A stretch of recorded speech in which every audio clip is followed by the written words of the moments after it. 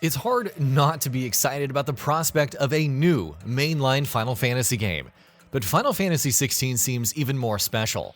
We haven't seen much of the game yet, and time will tell how the final product turns out.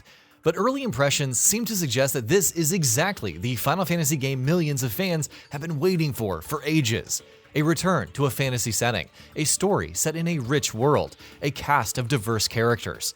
The pieces seem to be in place for something that can, potentially, be one of the series' best outings in years.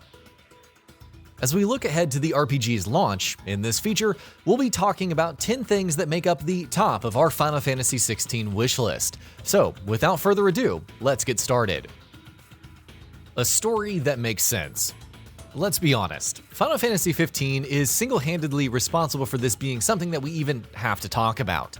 The expectation of strong characters and memorable stories is built into the very concept of a new Final Fantasy game.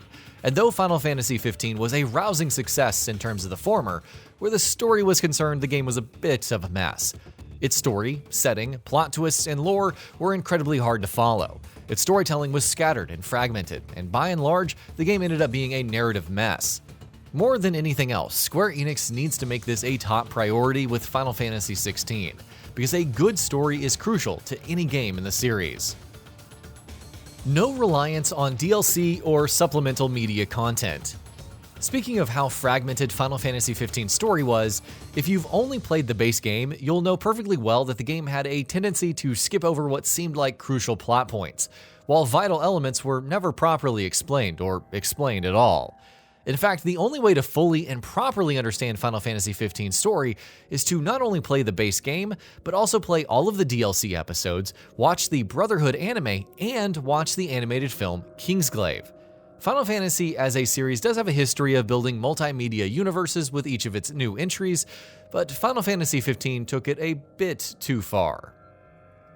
Final Fantasy XVI needs to make sure that that isn't a priority. We're not saying that we don't want expansions, we certainly wouldn't mind direct sequels or spin-offs, while even tie-in TV shows or films wouldn't be a bad thing per se. But Square Enix needs to make sure that that supplementary stuff remains supplementary, and that the game is completely self-sufficient in and of itself, especially where the story is concerned. A large party. Final Fantasy, since the day of its inception, has been a classic example of a role-playing experience where you take control of large parties with multiple different kinds of characters.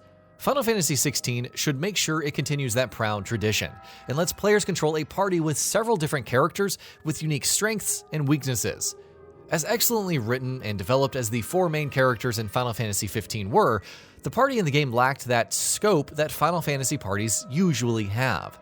Returning to a more old-school style of party management is something that would work very well for Final Fantasy XVI, especially given its fantasy setting.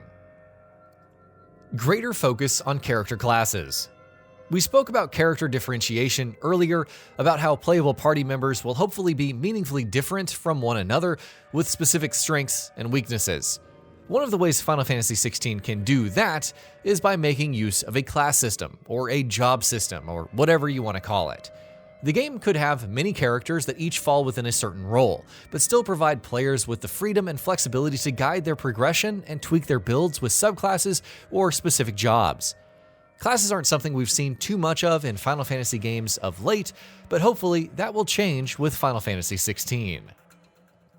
A massive open world.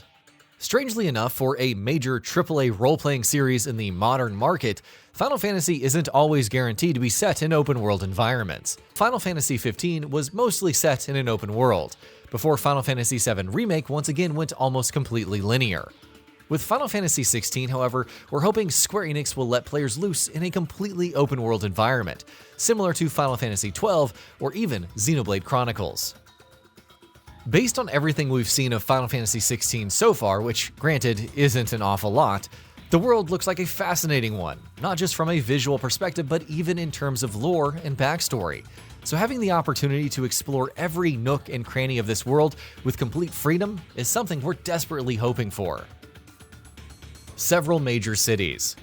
Getting to visit and explore beautiful towns and cities is one of the best things about a JRPG, and that stands doubly true when that JRPG is set in a fantasy setting like Final Fantasy XVI will be. We've spoken about our hopes of getting a massive world to explore, but just as crucial as having an open world is having a world that has multiple different locations to visit. Based on the brief story details Square Enix have shared so far, the continent of Valisthea, where Final Fantasy XVI is set, is populated by 6 different factions and are on the verge of conflict with each other.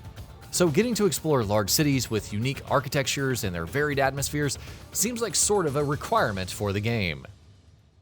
No annoying linear sections.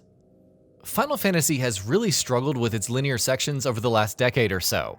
Final Fantasy XV's linear sections at the end were complete pace killers. And though Final Fantasy VII Remake was an improvement, even it was lacking from purely a design perspective.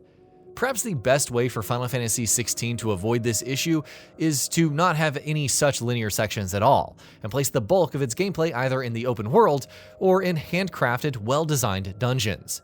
Even if the game does end up having linear sections peppered in here and there though, we hope they're significantly better than they have been in recent Final Fantasy games. In-depth magic system. Even when Final Fantasy doesn't take place in Fantasy World, it still places a heavy emphasis on magic, and it will continue to do that in Final Fantasy XVI, obviously. But Square Enix should take this chance to leverage the game's fantasy world and really go all in on those elements, not only from a narrative perspective, but also from a gameplay perspective. Going back to what we mentioned earlier, having specific classes would contribute to that, thus allowing players to specialize in magic. Making magical upgrades and customization a core part of the progression would not only help sell the setting that much better, it would also add immense depth to the gameplay systems. ATB-STYLE battle system. With Final Fantasy VII Remake, it felt like Square Enix finally found the perfect balance between turn-based and action combat that they've been striving for so long. And sure, Final Fantasy is a series that always innovates and tries new things with the combat systems of new entries, and while we're hoping and expecting that Final Fantasy XVI will do that as well, it would also make sense if it does that on top of the foundation laid by VII Remake. The ATB system in that game is flat out genius, and we really do hope to see something similar in Final Fantasy XVI. It doesn't have to be the ATB necessarily, but a similar system that manages to take an action system and add almost turn-based levels of tactics to it would be a dream scenario. Many hidden bosses and optional dungeons.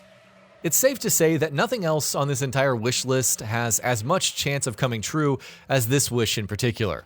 Final Fantasy has a long and storied history of populating its games with entirely optional and elaborate dungeons and hidden bosses, and we're completely expecting Final Fantasy XVI to do the same. A big chunk of Final Fantasy XIV's development team is working on 16, and the former is absolutely brimming with optional bosses and dungeons. Sure, an MMO is bound to have that stuff, and in much greater quantities than a single-player RPG, but even so, we're quite optimistic that Final Fantasy XVI won't be found lacking in this area.